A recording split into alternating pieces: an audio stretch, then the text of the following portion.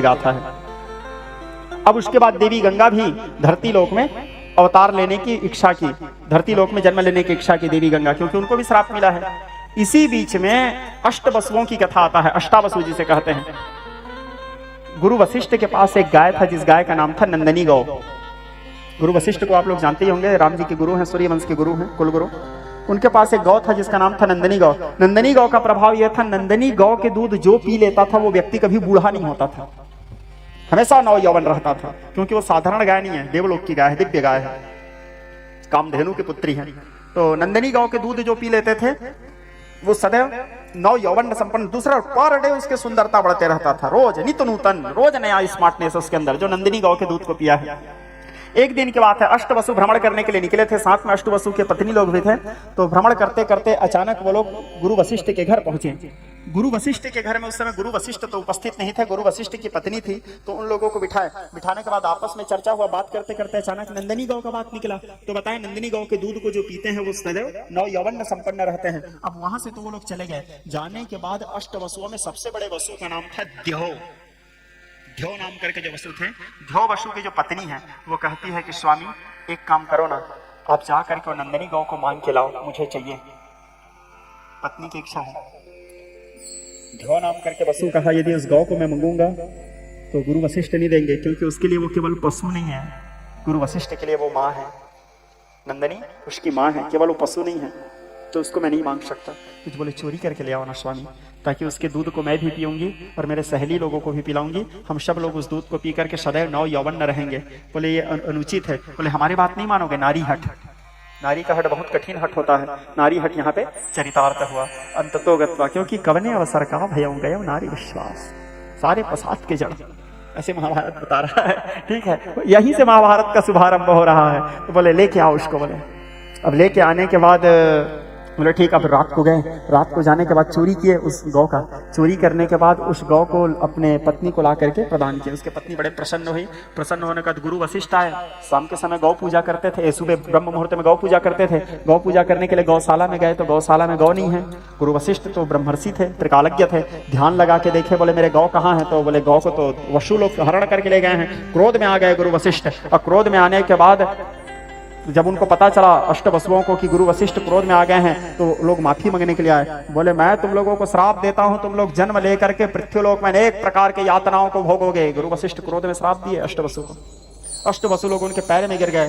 बोले अब श्राप को तो वापस नहीं ले सकता, क्योंकि तीर कमान से, बात जुबान से, और मृषान होए देव ऋषि वाणी, देवताओं का वाणी या ऋषियों का वाणी झूठा नहीं हो सकता। श्राप तो मैं दे चुका हूं, श्राप को वापस नहीं ले सकता।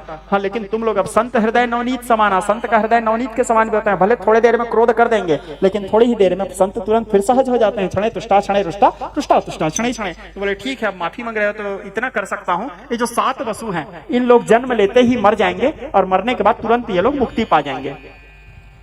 जन्म लेते ही तुरंत मर जाएंगे।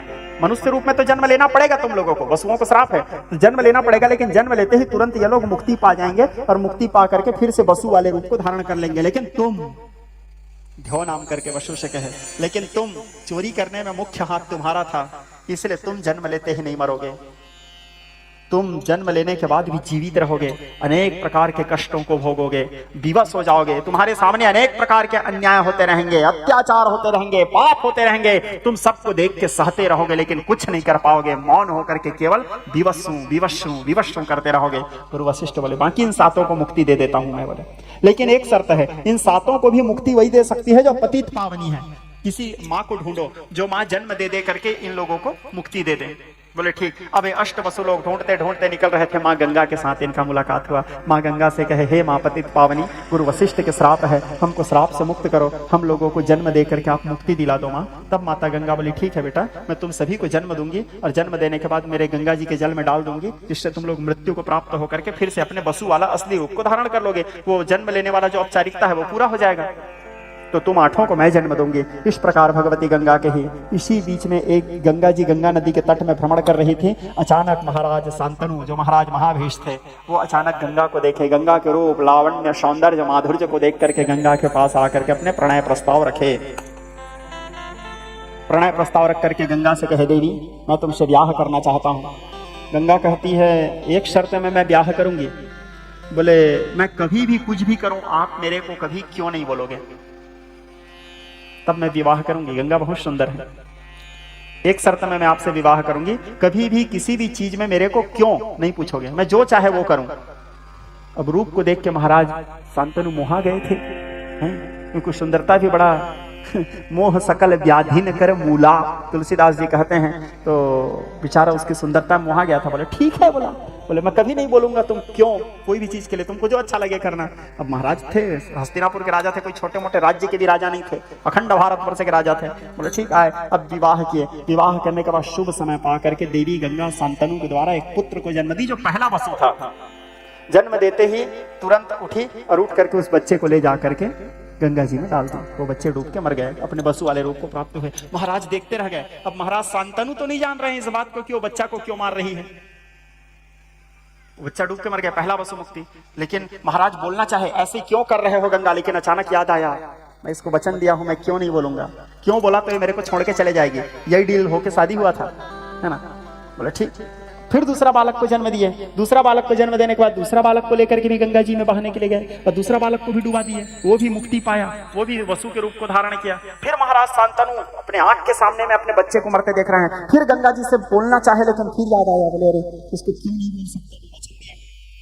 दूसरा बच्चा गया, तीसरा हुआ, तीसरा गया, चौथा हुआ, चौथा गया, पांचवा गया, छठवां हुआ, छठवां गया, सातवां हुआ, सातवां बच्चे को भी पानी में डाले। गुरु वशिष्ठ ये बोले थे तुम 7 मुक्ति तो पा जाओगे, तो वो 7 आज मुक्ति पा गए। अब 8वां बालक को जन्म दिए, जो ध्यो नाम करके वसु था। इसी वसु को गुरु वशिष्ठ बोले थे तुम नहीं मरोगे, तुम भोगोगे। ब्राह्मण का श्राप था। अब जब 8वां को जन्म दी और जन्म देने के बाद उसको गंगा जी में बहाने के लिए जा रही थी, उसी समय अब महाराज शांतनु से नहीं रहा गया, क्योंकि 7 बच्चे को अपने आंख के सामने में मरते देखे थे। महाराज शांतनु कहे अरे बाल घातनी, अरे पापिन, अपने ही बच्चों को तू कैसी माँ है। महतारी शब्द कितना पावन है, माँ शब्द कितना पावन है, तू अपने ही बच्चे को मार रही है, ऐसा क्यों कर रही है गंगा। गंगा जी पलट के देखती है, कहती है महाराज आपने मुझे कहा था कि आप कभी मुझे क्यों नहीं कहेंगे, आज आपने मुझे क्यों कह दिया। महाराज मेरे किसी भी चीज के कारण आपने पूछा, मैं आपसे कही थी जिस दिन आप मुझे किसी चीज का कारण पूछोगे मैं आपको छोड़ के चले जाऊंगी। करके सभी प्रकार के राजनीति सीख चुका हूँ। साथ में देवगुरु बृहस्पति को अपने आचार्य बना करके सभी प्रकार के वेद शास्त्र पुराण उपनिषद सभी चीज में पारंगत हो गया हूँ। अब तो मैं परिपक्व हो गया ना बेटा। बोले नहीं बेटा। बोले क्यों। बोले गुरु वशिष्ठ देवगुरु बृहस्पति के पास जा करके तुम पूर्ण हो चुके, इसमें कोई संदेह नहीं है। देवगुरु बृहस्पति के पास जाके तुम पूर्ण हो चुके। शब्दों के एक एक शब्दों को ध्यान देना, महाभारत में शब्दों की ही विशेषता है। बोले देवगुरु बृहस्पति के पास जाके तुम पूर्ण तो हो गए बेटा, और वशिष्ठ के पास जाकर के तुम परिपूर्ण भी हो गए, लेकिन अभी तुम संपूर्ण नहीं हुए हो। पूर्ण परिपूर्ण हो गए लेकिन संपूर्ण नहीं हुए हो। तो बोले संपूर्ण कैसे होगा माता। तो बोले उसके लिए तुमको गुरु बनाना पड़ेगा बेटा, क्योंकि बिन गुरु भव निधि तरई की कोई। तो बोले गुरु किसको बनाऊं माता। बोले बेटा तुम्हारे अंदर के योग्यता देख के तुम्हारे योग्य गुरु तो मेरे को एक ही नजर आते हैं, भगवान परशुराम। जा करके भगवान परशुराम से शस्त्र विद्या प्राप्त करो। अब वह बालक देवव्रत जा करके भगवान परशुराम को अपने गुरु बनाए और परशुराम को गुरु बना करके उससे सभी प्रकार के शस्त्र कला में पारंगत हुए। अनेक प्रकार के अस्त्र शस्त्र, परशुराम जी परम शस्त्रधारी हैं, तो परशुराम जी उसको अनेक प्रकार के शिक्षा दिए, सभी शस्त्रों में पारंगत किए। यहाँ तक के ब्रह्मास्त्र, नारायणास्त्र, माहेश्वरास्त्र, पाशुपतास्त्र जैसे दिव्य अस्त्रों की शिक्षा भी उसको दिए। देवव्रत गुरु भक्ति, इतना विचित्र गुरु भक्ति करते थे कि परशुराम जी उसके ऊपर रीझ गए। और परशुराम जी के गिने चुने ही शिष्य थे। परशुराम जी ज्यादा लोगों को शिष्य नहीं बनाए थे, गिने चुने शिष्य थे। परशुराम जी के शिष्य अंगराज कर्ण हैं, कर्ण भी परशुराम से दीक्षा लिए हैं। महाराज द्रुपद भी उनके शिष्य हैं, द्रोणाचार्य भी उनके शिष्य हैं, और गंगापुत्र भीष्म भी उनके शिष्य हैं, जिनमें इन चारों में सर्वश्रेष्ठ शिष्य सदैव गंगापुत्र देवव्रत को कहते थे वो। क्योंकि हर गुरु के लाखों शिष्य रहे, लाखों में कोई एक शिष्य ऐसे होता है जिसको वो अपना सर्वश्रेष्ठ शिष्य सिद्ध करता है, और वो एक शिष्य है जिससे गुरु, हालांकि गुरु अपने सभी शिष्यों से एक समान प्रेम करते हैं, लेकिन कोई एक ऐसा रहता है जो उसको प्राणों के समान प्रिय रहता है। जैसे द्रोणाचार्य के लिए अर्जुन, जैसे संदीपनी के लिए कृष्ण, जैसे वशिष्ठ जी के लिए राम। कोई एक शिष्य ऐसे रहते हैं, जैसे गुरु उदालक के लिए आरुणि।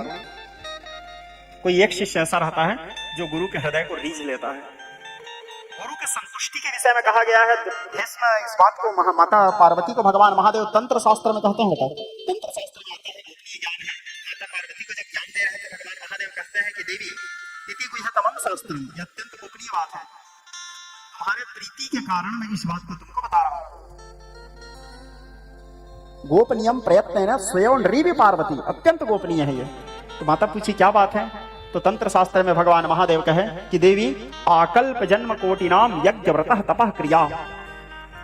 एक एक शब्दों को देखना, महादेव क्या कहे? आकल्प जन्म कोटि नाम यज्ञ व्रतः तपः क्रिया ता सर्व सफला देवी गुरु संतोष मात्रतः। आकल्प जन्म कोटि नाम, एक जन्म नहीं, करोड़ों करोड़ों जन्म लेकर के करोड़ों करोड़ों बड़े बड़े यज्ञ करो, विशाल विशाल यज्ञ करवाओ, और सारे यज्ञों के सारे फल को मिलाने से जो फल मिलता है, सारे यज्ञों का, एक जन्म नहीं करोड़ों करोड़ों जन्म के द्वारा किए गए यज्ञ, आकल्प जन्म कोटि नाम यज्ञ व्रत तपः क्रिया, अनेक प्रकार के जन्म जन्मांतर में तपस्या कर करके जो सिद्धि मिला है, अनेक जन्म जन्मांतर में दान कर करके दुनिया के उपकार करके भलाई करके परोपकार करके जो पुण्य मिला है, ये सारे पुण्य भी यदि मिल जाएं तो भी ये सारे पुण्यों का फल केवल ये सभी भी यदि कोई व्यक्ति नहीं करता, तो केवल यदि वो गुरु का सेवा कर लेता है, और गुरु यदि किसी शिष्य से संतुष्ट हो गए, गुरु अपने शिष्य से संतुष्ट कभी नहीं रहता। कोई बताए ना, कोई एक शिष्य ऐसा रहता है जिससे गुरु संतुष्ट हो जाता है, उसके ऊपर रीझ जाता है, प्रेम कर बैठता है। और यदि उस शिष्य से गुरु संतुष्ट हो गए तो भगवान महादेव बोले गुरु संतोष मात्रता। जिस शिष्य के ऊपर गुरु संतोष हो गए उसको ना तो अलग से कोई पूजा करने की जरूरत है, ना यज्ञ करने की जरूरत है, ना दान करने की जरूरत है, ना धर्म करने की जरूरत है, ना तपस्या करने की जरूरत है, ना